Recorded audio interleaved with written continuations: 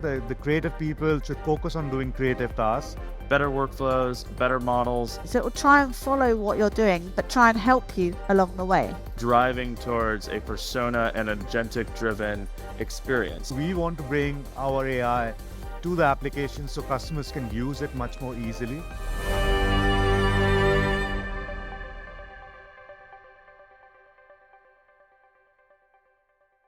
Hi, Craig Wilson here, and welcome to another episode of Making the Media. Great to have you with me, and as always, excited to share another episode of the show. This time around, we're focusing on one of the biggest announcements from NAB, and that was a new partnership between Avid and Google.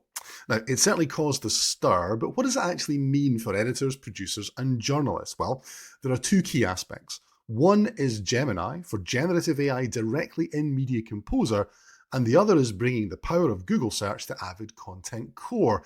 Now, Avid Content Core is a new cloud-hosted content data platform that won a host of awards at the show. So let's dive in now and hear from a couple of the people at the sharp end of this agreement. Guillaume Aubuchon, who is the VP of Product Management at Avid, and Anshul Kapoor from Google Cloud. But let's start with Anshul and why Google was interested in a partnership with Avid. Avid and Google have been working for a long period of time, and I think as an industry, it's come to a point where AI is taking significant traction. And I think from Google's point of view, we want to bring our AI to the application so customers can use it much more easily. So there's no better partner to do that actually with Avid, which has the forward-leading technology, but also the huge install base of solutions out there. So it was, in our opinion at least, marriage made in heaven. Agreed. Yeah, so Guillaume, from an Avid perspective, what benefits do you think it's going to bring? Oh yeah, absolutely. I think to sort of further on that point, I think AI is maturing to a point where, we're really starting to see where it's applicable for efficiencies within the workflow. And I think it was the right period of time for Avid to find the right partner that was really engaged in the media space. And I think, Google and what they're doing with Gemini and Veo and Nano, it's just, and their training data, they're just really invested in the media space, and we really just saw the best outcomes from a Gemini partnership from that perspective. Yeah, so a number of different aspects to it, and we'll cover all of them in the next little while. But Anshul, so talk a little bit, maybe people aren't familiar with Gemini and Veo and those kind of things, so talk a little bit about what they are and what they do. Yeah, actually, just a little bit about AI, and I think the transition of the AI is taken just for people. Machine learning AI has been there for quite some time. People use it for multiple regression models and simple things like that. But I think from 2018-19, the whole generative AI component that came onto new models, the new transform models that were launched in the market. OpenAI is doing it, Anthropic, Google, so Gemini is our family of world model, as we call it. So it's trained on world data in many cases, and it has capabilities to synthesize large amount of information, understand the context, why you are asking that question. And actually now increasingly also it's working on reasoning of those. So when you're asking that question, why are you asking that, and helping you make those decisions. So that's from a Gemini point of view. It's available as a Gemini app to consumers. But also as an API, so customers like Avid and many other customers use it inside their applications to use those services. And then we have got on other generative models, video generative models, which we call as Veo, which essentially you can just prompt the model in text in many cases, and then it'll create a video for you based on your specifications. And in many cases you can also, the key difference, what Veo does is it's grounded in physics and in understanding reality. So if you give certain ingredients that create an image or a video of a certain person, it'll actually do that, taking all those aspects into account. Yeah, and right after this chat, you'll see this live in Media Composer. Guillaume, maybe talk a little bit about how it's enabled through extensions in Media Composer and why that's opening up new workflows. Yeah, I mean, I think just to touch on a little bit of the previous point too. I mean, the more you contextualize and give Gemini access to the contextual experience, whether that's media in a bin or the underlying metadata or the timeline, the better the output is. And especially when you're working in a professional editorial environment, you want consistency, you want versioning, you want metadata, you want trackability. Contextualizing the prompt is all where it's at. So by underpinning, extensions and then extending extensions to some degree, that we've done in Media Composer, we're able to feed all of that sort of underlying contextual metadata into Gemini, so that you're enabled. It's not just randomly generating and randomly prompting. You're enabling an editorial workflow, a trim to fill. You're really enabling that next level of efficiency inside the editing experience itself. Yeah, now one of the things, there is concern about AI, and I think one of the things at Avid is that at our heart, I always think we're a creative company, and we're here to support the creative community. So is it the case, Anshul, that we see this really as an assistant to the editor? 100%. I think that's always been the focus. That's how we see it being used right now, and in the future also. We want to take a little bit of friction away. The creative people should focus on doing creative tasks and creating content, just things and providing them information so they can make better decisions and create content in a much fluid format. And that's always been the focus. Just a little bit also coming back on the previous point on context. It's very important, especially in the case of video, because like I was saying, Gemini and our models are trained on world data. So it has things like knowledge graph built in. So it understands places and things. So for example, if you say, I want to show me all the images of Great Wall, so it'll understand you're talking about Great Wall of China in many cases. So that context is not just understanding the context while you are looking for certain information. So show me images of somebody putting on the green, understanding that because a person talks about putting, it must be a golf green. And that actually is a huge advancement in technology that has been made. That's actually the point I was going to come on to, is how fast are these kind of models and these technologies developing, and the kind of impetus from Google to develop these things. So how fast is it moving these days? It is breakneck speed, and I think Guillaume can talk about it. I think sometimes we also lose track. It's like, obviously we're in a new AI world, which it's every few weeks you hear about a new model, new update that's happening. We have our Google Cloud Next event starting tomorrow in Vegas, so you'll hear a lot more about these models and new technologies that are coming out just later this week.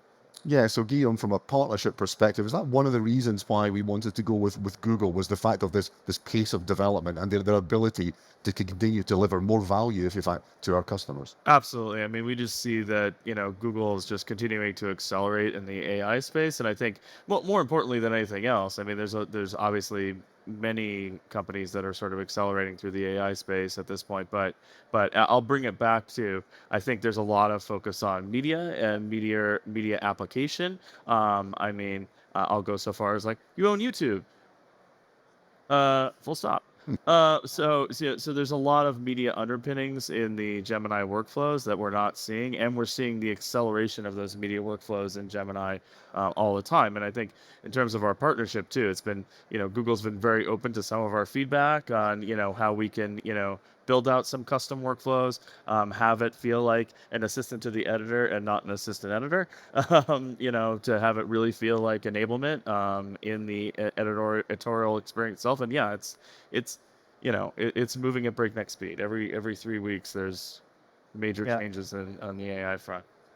Yeah, so the announcement of Gemini Media Composer is one part of the overall announcement that's been made just before the show, because another aspect is in Avid Content Core, which is our new content data platform. Before we talk about the specifics of using Vision Warehouse as part of that, Anshul, maybe just explain, Guillaume, a little bit about what Avid Content Core is and what it can bring to news and post-production customers. Absolutely. Well, Avid Content Core is meant to be a single pane of glass, and it's meant to surface all of your media globally in cross distributed locations and have that instantly accessible for editing, publishing, quick turn in news, and all of the sort of historic media asset management and production asset management functionality we've been known for, but sort of blown out at a scale on a global basis and worldwide as a managed SaaS service.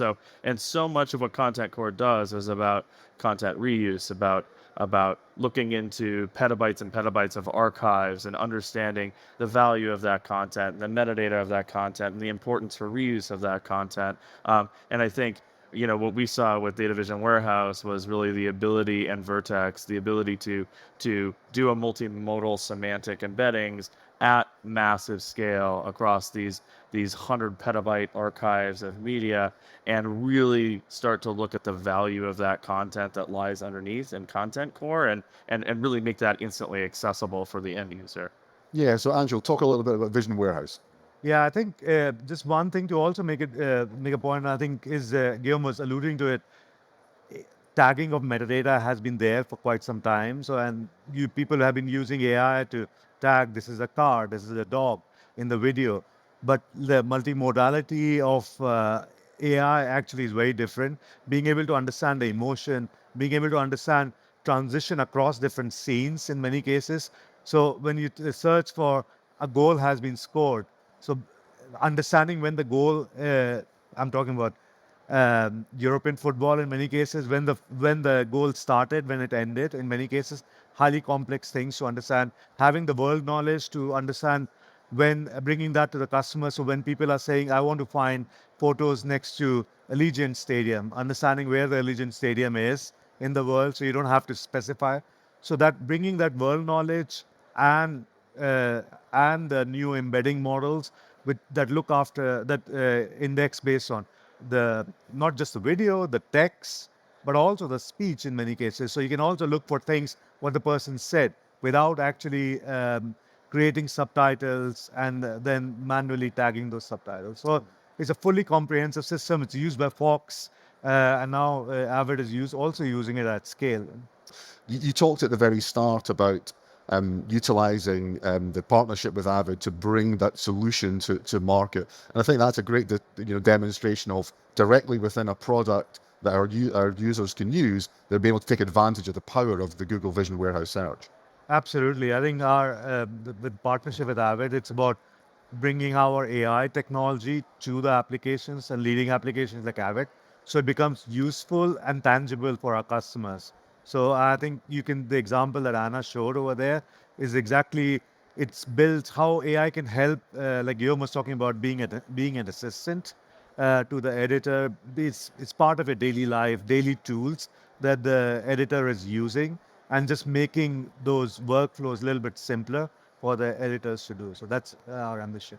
Yeah, and Avid Content Core, you can get demonstrations of it on the booth, and the team there can walk you through that as well. So Guillaume, from a practical perspective, what do you think is next for the partnership? Oh, well, I mean, I think the sky's the limit. It's like, what's next for AI? But I think, I mean, I just want to touch on one quick thing with what we just showed too with Content Core, which is that there's so much more applicability when you have full semantic multimodal metadata, because it's not just about what's in the content. It's not also about the white space of the content. It's about deduplication on the enterprise level. I mean, there's so many facets of the sort of overall media pipeline that this is ultimately going to touch once for the past 10 15 years of digital, we've had an increasing amount of ingested material, and quite honestly a relatively nascent understanding of that material as it's come in the door. So this, and particularly with the sort of greater media space and economy right now, I think everybody's looking to sort of sharpen the pencil, and understanding explicitly what your content is, and how you can produce that faster is going to be key. So I mean, we're just going to keep driving towards better workflows, better models that are more specific in specific areas that we serve, that'll continue to refine that efficiency over time. And we've looked today specifically at a news workflow, but we very much see Content Core as being applicable in post-production as well. Absolutely. I mean, not only for searching material, but then there's all of the Gemini aspects as well. So, accelerating drafts, accelerating visual effects, accelerating, reuse of models in visual effects, which is a big pain point in my life for a long time. So, I mean, there's just so many other areas that are going to be touched in post-production, in news, in the gradient media landscape. Like I said, as everybody sort of tries to create more efficient workflows based on KPIs, efficiency, and data effectively. Yeah. Yeah, Anshul, what's your view of what's next for the partnership? I think, like Guillaume said, sky is definitely the limit. I think from our side, the future is all about, and Guillaume was alluding to it, it's agentic, as we call it. Like when you're looking for information or you're searching information, you're doing it for a specific task, right? So you might be searching for information to make highlights, for example, searching for information to create a new reel or a new show, or and then assessing the user or the editor with all those tasks also. So understand the context of why you are searching a certain piece of information and bringing that and helping you enable those workflows. That's actually a big area, the whole agentic workflows. And that also means actually integrating with multiple Avid systems, but also external systems, because typically the editors are working across a fairly complex ecosystem of applications. So how we can bring it all together in the Avid user interface is something we are looking at. Yeah, you bring up agentic workflows, and that's a really kind of key area as well. I mean, what sort of work are we doing on that, Guillaume, to bring the power of agentic workflows into Absolutely. I mean, first and foremost, Content Core in and of itself can be instrumented as an MCP and headless, so you can agentically interact with all of the metadata and all of the underlying content and semantic embeddings underneath of Content Core, and then the editorial surfaces themselves, sort of like what we were just alluding to, we're driving towards a persona and agentic-driven experience. So we know what those editors are, what those editors are looking for. We know the context of someone who's working in sports versus someone who's working in a newsroom versus someone who's working and cutting a feature film or television for a streaming service. And we're going to continue to personalize that experience and deliver agents to those personas that help to drive day in, day out efficiencies in ever increasing specific ways. You mentioned efficiencies there. I think every time we speak to customers, they talk about efficiencies. They talk about some of the pressures that they're under as well. Do you see something like this partnership as actually enabling people not just to find content, but to actually create more and create more tailored experiences for different markets that they want to serve? Oh, absolutely. My grandfather always used to say they call it show business, not show art. So, it is at the end of the day about content creation. And I think there's been historically, just in the overall media space, a gap between the sort of logistics and, if you will, the manufacturing portion and the production process, and then the ROI on the content. So I think, yes, obviously delivering a more personalized, agentic-driven experience is going to allow people to create content faster and more efficiently. Ultimately, we will end up needing to capture less material because we'll have better understanding of the material that we already have and already possess. And I think that's, the overall media landscape is in desperate need of sort of closing a lot of those gaps in the media pipeline. Yeah, definitely an exciting announcement, and clear there's a lot more to come as the partnership develops. And key to it all, of course, is the view that the AI is there to assist the editor or the journalist. So scan the QR code you can see on the screen now to get all the latest information on Avid Content Core. There's a ton of great stuff on the Avid website, including features such as review and approval, plus really advanced web editing capabilities. So you should definitely check it out. It's very, very cool. Now you can also scan this QR code, which will take you to a playlist of 23 videos of what was shown at the show at Las Vegas, and that includes more information on the use of Gemini in Media Composer, and as well as interviews with people like Anshul. There are also product demos and interviews with leading Hollywood editors talking about their work on projects like K-pop Demon Hunters and Project Hail Mary. Now, as always, if you're listening rather than watching the podcast, then just check out the show notes. Well, that's all for now. Thank you so much for listening, and to our production team, and of course to Guillaume, Anshul, Anna.